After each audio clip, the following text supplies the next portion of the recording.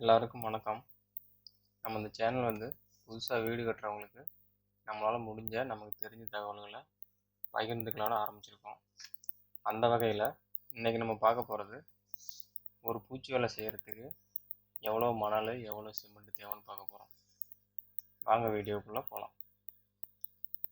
இப்போது நம்ம வந்து எக்ஸாம்பிளுக்கு 1 meter by 1 meter wall consider பண்ணிக்கலாம். இப்படி ஒரு length 1 meter, width 1 meter wall consider பண்ணிக்கலாம். இதில் வந்து நம்ம முக்கியமாக பார்க்க வேண்டியது வந்து சிமெண்ட்டு மணலோட ரேஷியோ, அதாவது எவ்வளோ சிமெண்ட்டு போடணும் எவ்வளோ மணல் போடணும்னு தெரிஞ்சால் தான் எவ்வளோ சிமெண்ட்டு எவ்வளோ மணல் வருதுன்னு சொல்லி கால்குலேஷன் போட முடியும். ஒவ்வொரு வாலுக்கும் ஒவ்வொரு ரேஷியோவில் நம்ம போடுவோம். அந்த அப்படி பார்க்கும்போது இப்போ நம்ம சீலிங் எடுத்துக்கிட்டோம் அப்படின்னாக்கா 1:3ன்னு சொல்லுவாங்க. அதாவது ஒரு பங்கு சிமெண்ட்டு 3 பங்கு மணல் போடணும். ஏன்னா இது கொஞ்சம் மணல் கம்மியாக தான் போடணும். ஏன்னா சீலிங்லேருந்து அது மேஸ்திரிங்க அடிக்கும் போது உதிர்ந்து விழாமல் இருக்கிறதுக்காண்டி சிமெண்ட் கொஞ்சம் அதில் ஜாஸ்தியாக தான் இருக்கும். அடுத்தது எக்ஸ்டர்னல் வால், அதாவது வெளியில் பூசுகிற பூச்சிக்கு வந்து 1 பங்கு சிமெண்ட்டும் 6 பங்கு மணலும் போடுவாங்க யூஸ்வலாக. அதே உள் சைடு வால்னு வச்சுக்கோங்க, ஒரு இடத்துக்கு தகுந்த மாதிரி 1:4, 1:5, 1:6 அந்த மாதிரி பல ரேஷியோவில் யூஸ் பண்ணிகிட்டு இருக்காங்க. இப்போது இதோட திக்னஸ் எவ்வளோன்னு பார்க்கணும். இப்போ சீலிங் அடிக்கிறதுக்கு வந்து ரொம்ப திக்னஸாக அடிக்க மாட்டாங்க. சீலிங் அடிக்கிறது ஒரு மேக்ஸிமம் ஒரு 10 mm அவ்வளோதான் அடிப்பாங்க.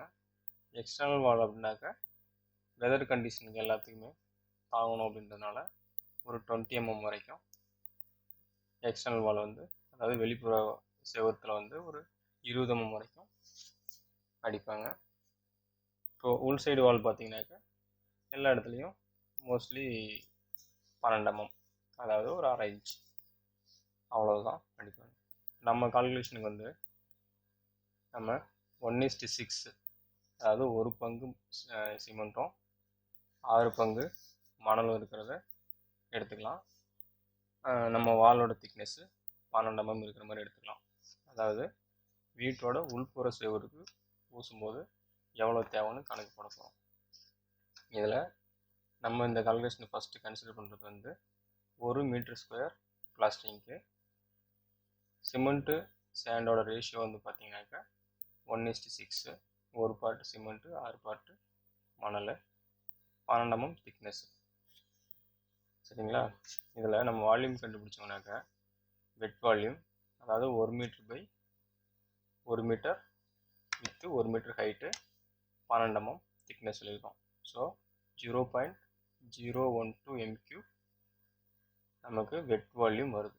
வெட் வால்யூம் அப்படின்றது வந்து தண்ணி சேர்த்ததுக்கப்புறம் இவ்வளோ வால்யூம் நமக்கு தேவை, அதாவது இவ்வளோ கலவை நமக்கு தேவை.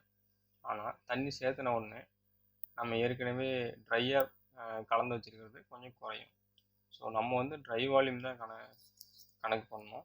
ஸோ ட்ரை வால்யூம் கால்குலேட் பண்ணுறதுக்காண்டி ஒரு 35% அதிகமாக எடுத்துக்கணும். இந்த வால்யூமோட ஒரு 35% அடிஷ்னலாக எடுத்து ட்ரை வால்யூம் கணக்கு பண்ணலாம். ஸோ இது கூட 1.35 மல்டிபிள் பண்ணிக்கணும். அப்போ தான் நமக்கு வந்து எக்ஸாக்டான வால்யூம் கிடைக்கும். அப்படி பெருக்கும்போது 0.0162 m3 கலவை நமக்கு தேவைப்படுது. இதில் சிமெண்ட் வந்து எவ்வளோ தேவைப்படும் அப்படின்னா, சிமெண்ட் வந்து 1 பார்ட்டு தான், சேண்டு அதாவது மணல் 6 பார்ட் இருக்குது. மொத்தம் இதில் வந்து 7 பங்கு இருக்குது. இந்த 7 பங்கில் 1 பங்கு சிமெண்ட்டோடது.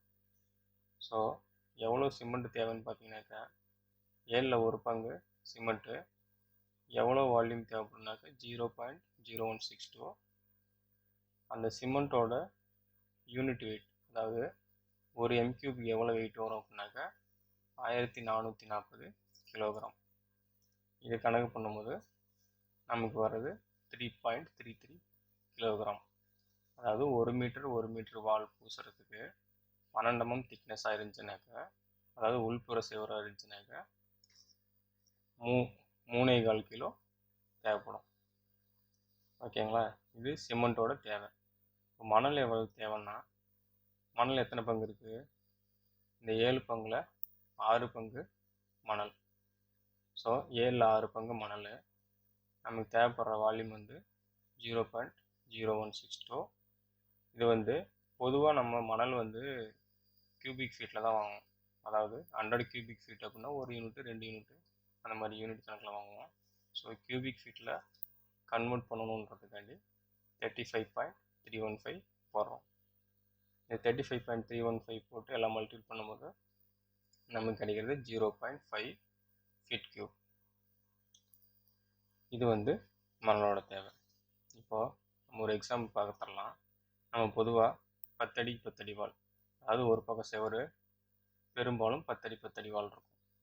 அதோட ஏரியா அதாவது 1:6 உள்புற வால், ஒரு பார்ட்டு சிமெண்ட்டும் 6 பார்ட்டு 6 பங்கு மணலும் கலக்கிற ரேஷியோவில் 12 mm திக்னஸ் அடிக்கிற மாதிரி கணக்கு பண்ணி எடுத்தோம் அப்படின்னாக்கா இந்த 10 அடி 10 அடி வாலோட ஏரியா அதாவது 3.048 இன்ட்டு 3.048 இதை பெருக்கணும்னா 9.290 மீட்டர் ஸ்கொயர் இது தேவைப்படுது.